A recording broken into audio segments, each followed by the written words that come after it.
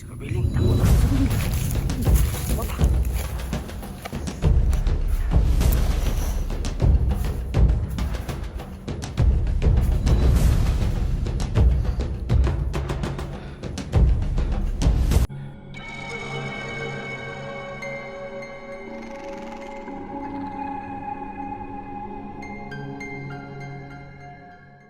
Tama ko sa bayan para makawin natin yung bata.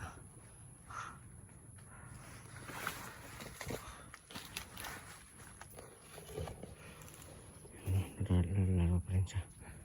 Hindi niya iniiwan yung baril-baril niya. So inayaan ko na lang no, para makalimutan yung nangyari sa papa niya. Ito lungkot niya.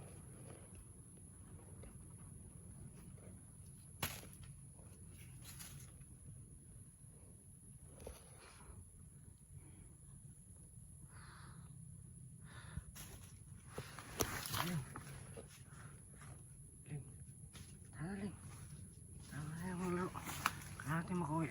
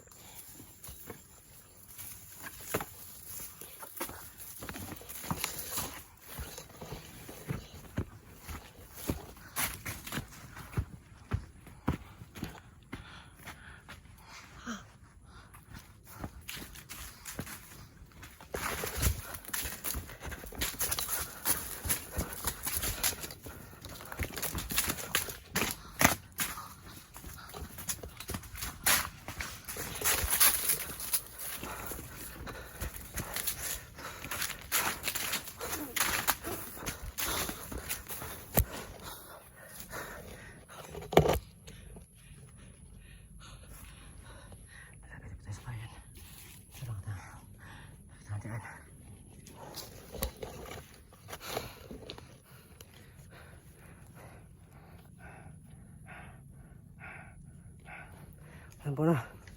Nawagan po ako sa mga hunter po dyan na merong bakanting oras na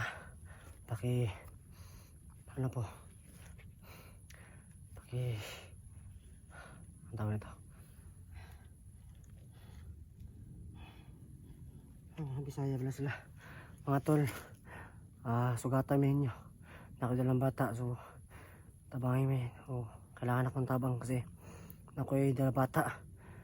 Meron ko dalang bata, kailangan ko ng tulong at maraming kalaban. So sobrang delikado pag magkaputukan dito.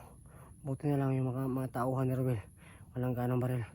So baka merong bagong dating na makalaban. Nakasakay sila ng baobao. So marami puno yung baobao, no? Mahigit 10 ata yun. So sana sa mga hunter po dyan na merong oras, pakitulungan po kami para mailabas namin yung bata. At Santangero nasa kampo nila Ruel, nahuli po siya.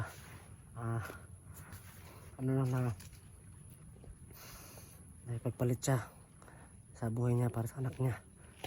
So wala tayong magagawa kasi mayroong bomba.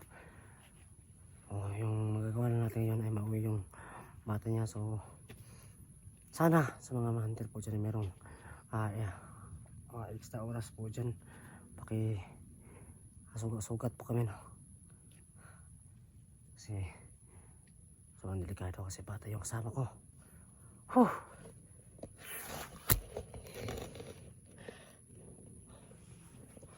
Tsaka lang natin ang gulong, baka merong laban.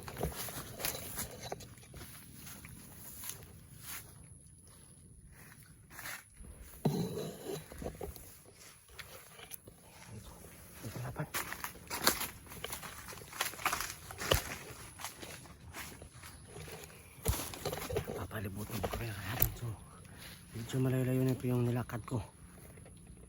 At mga hunter po dyan na sa amin, no? Sasalubong, no? Comment po sa baba, no? Para masend ko po yung location namin para makita ninyo kung saan kami. So please po no, sa mga hunter po dyan na merong extra time, humihingi po kami ng tulong na matulungan po kami na may labas to anak ng tangero. So sana merong tumulong, pakitulungan po kami kasi kung magabi na, sobrang delikado pag mabutan kami ng gabi dito sa sagingan na ito.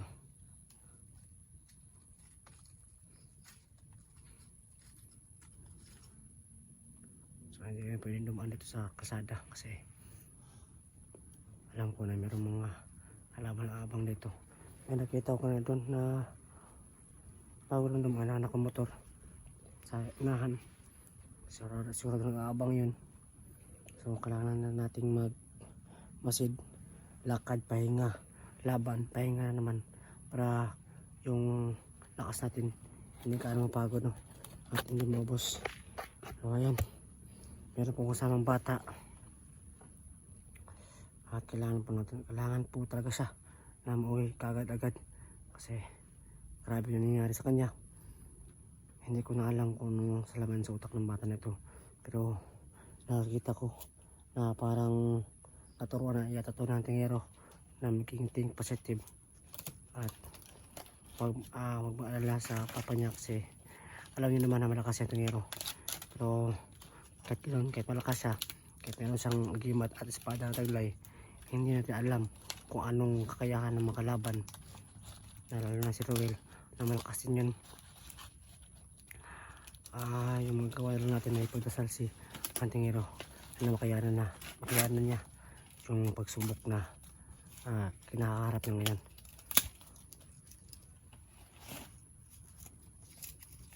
Ano yung makalaban,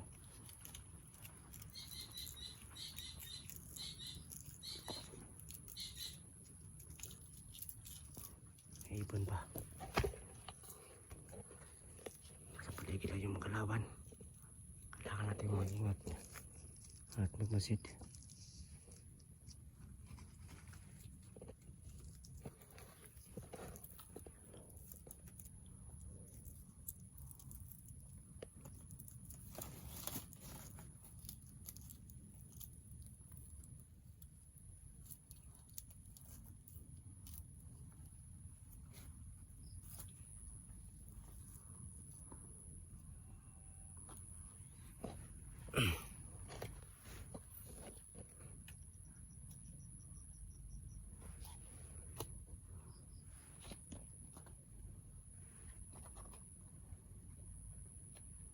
Taraling,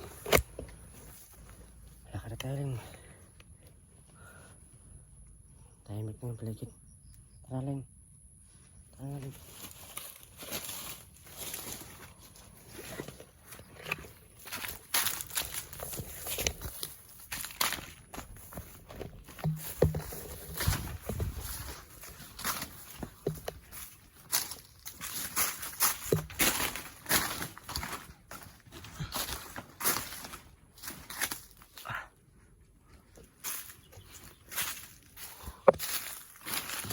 Ay no, kasi nakita na isan.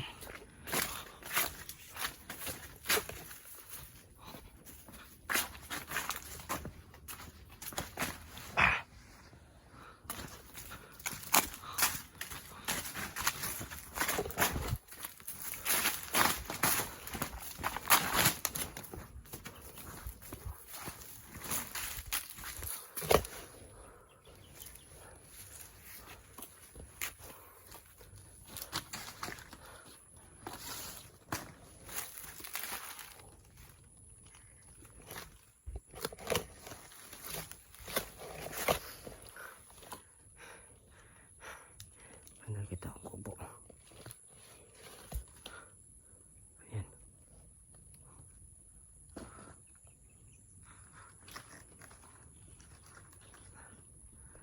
Wala maka ako na nakalaban o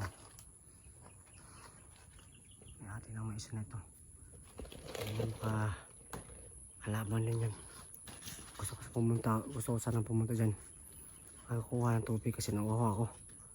So kailangan magbasid mo tayo no, bago tayo papasok dyan.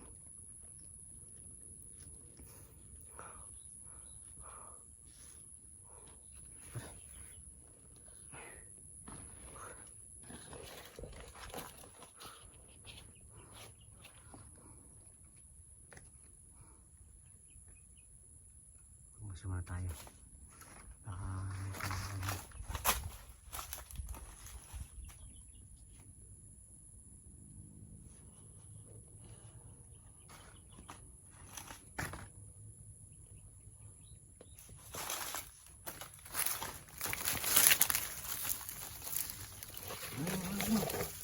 Madumi yan, madumi. Huh? Madumi yan. Ano? Madumi yan, madumi.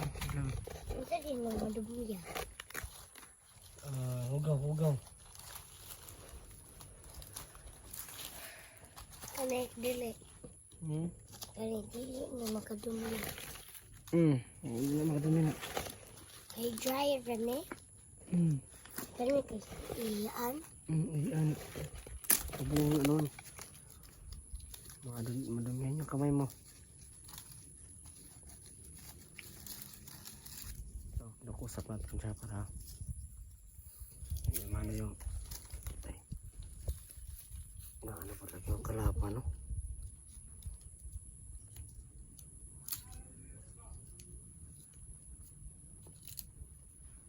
Patailing. Si Rubiling, tago si Rubil. Wapa.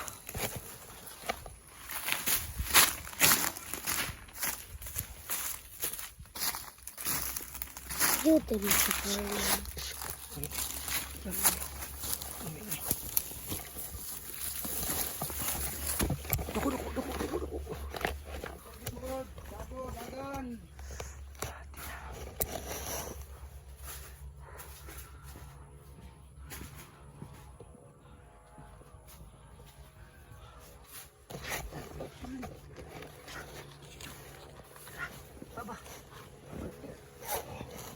Gula.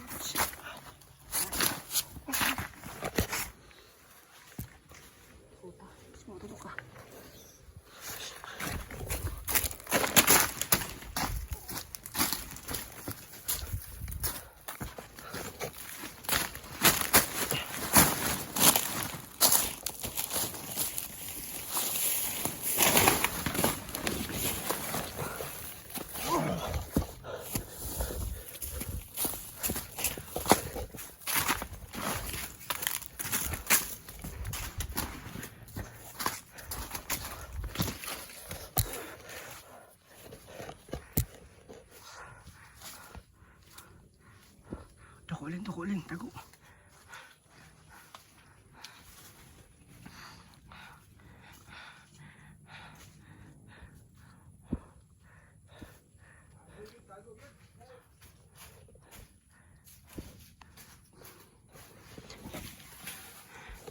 Hindi ako pwede mapaglaban sa kanya kasi malakas yan at may kasama tayong bata.